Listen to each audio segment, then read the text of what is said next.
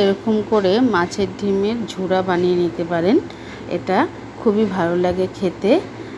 এরকম সম্পূর্ণ ভিডিওটা দেখার অনুরোধ রইল, আপনারা সম্পূর্ণ ভিডিওটা দেখে নিন। আমি যে মাছের ডিমগুলো লবণ হলুদ মাখিয়ে রেখেছি, আর নিয়েছি ঝিরিঝিরি করে আলু আর পেঁয়াজ আর লঙ্কা কুচিয়ে নিয়েছি। আলুটা লবণ হলুদ মেখে রেখেছি। এটা খুবই ভালো লাগে খেতে, এই রান্নাটা করে দেখতে পারেন। কড়াইয়ে তেল বসিয়েছি, তেলটা গরম হয়ে গেছে। প্রথমে আমি আলুটা ভেজে নেব। তেলে আলুটা আগে ভেজে নেব সম্পূর্ণ। আলুর মধ্যে লবণ হলুদ মাখানো আগের থেকেই ছিল, নতুন করে আর লবণ হলুদ দেব না এটার মধ্যে। এই আলুটা সম্পূর্ণ সুন্দর করে ভেজে নেব। আলুটা দেখুন ভাজা হচ্ছে। আলুটা ভেজে আমি তুলে নেব। আলুটা ভাজা হয়ে গেলে ভালো মতো করে আলুটা ভেজে নিতে হবে। আলুটা আমার ভাজা হয়ে গেছে, এখন আলুগুলো আমি তুলে নেব। সব আলু আমি তুলে নেব। তুলে নিয়ে তারপরে আমি ডিমটা এখানটায় ভাজবো।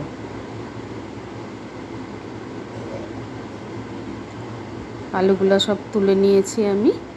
কড়াইতে একটু তেল দিয়ে দেব। তেল দিয়ে এখন আমি ডিমগুলো লবণ হলুদ আগেই মাখিয়ে রেখেছিলাম, এই ডিমগুলো এখন আমি ভেজে নেব। সব ডিম একটু দূরের থেকে দেওয়ার চেষ্টা করবেন। মাছের ডিম কিন্তু খুব ফোটে এবং ছিটেও আসতে পারে গায়ে। একটু দূরের থেকে দিয়ে ভালো করে ডিমগুলো ভেজে নিতে হবে। তেলটা আমার মোটামুটি গরম হয়ে গেছে। এখন আমি এর মধ্যে ডিমগুলো সব ভেজে নেব।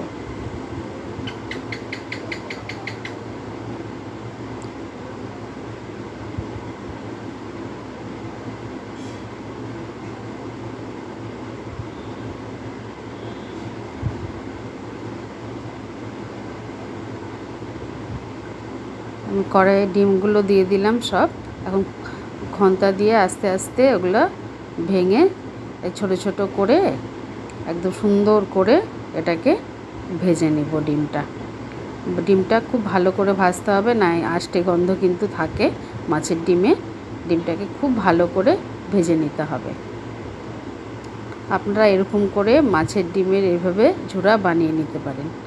এখন আমি এর মধ্যে পেঁয়াজ আর লঙ্কা কুচিগুলো সব দিয়ে দিলাম। ডিমের সঙ্গে পেঁয়াজ আর লঙ্কা এটাকে খুব ভালো করে ভেজে নিতে হবে। রান্নাটা খুব সহজ, কিন্তু খেতে ভীষণই ভালো লাগে। গ্যাসটা একটুখানি ছোট করে দেব, মোটামুটি লো টু মিডিয়াম। পেঁয়াজগুলো আর ডিমটার সঙ্গে খুব সুন্দর করে একটু আস্তে আস্তে ভেজে নিতে হবে। এর মধ্যে একটু লবণ দিয়ে দেব, অল্প লবণই দেব, কারণ আগে যেহেতু একটু লবণ দেওয়া ছিল, এর মধ্যে লবণটা বেশি দেব না। আর হলুদটাও অল্পই দেব, যেহেতু ডিমের মধ্যে হলুদটা দেওয়া ছিল, তো হলুদটাও অল্পই দেব এখানটায়। এটাকে খুব ফাইন করে ভেজে নিতে হবে।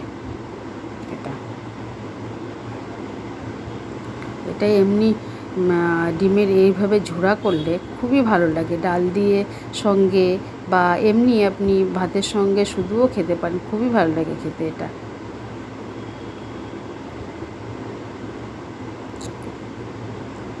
মোটামুটি আমার ভাজা ভাজা হচ্ছে, এটা অনেকটা ভাজা হয়ে আসছে, আর একটু হবে।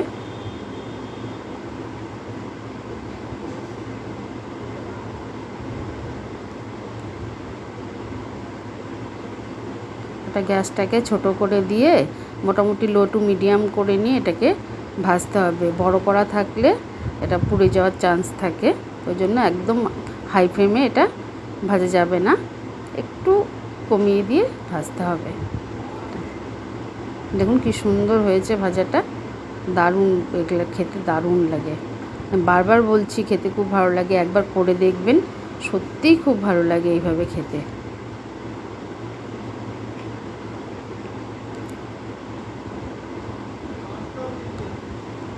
এখন আমি ডিমটা আর পেঁয়াজটা ভাজা হয়ে গেছে, এখন ভাজা আলুগুলো এর মধ্যে আমি সব দিয়ে দেব। এটার সঙ্গে ভালো করে এখন মিশিয়ে নেব। আলু, ডিম, পেঁয়াজ সব কিছু সুন্দর করে মিশিয়ে নেব।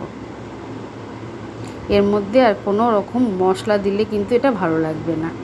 এটা শুধু এই কাঁচা লঙ্কা দিয়ে আর পেঁয়াজ দিয়ে এই ভাজাটাই এটা ভালো লাগে খেতে।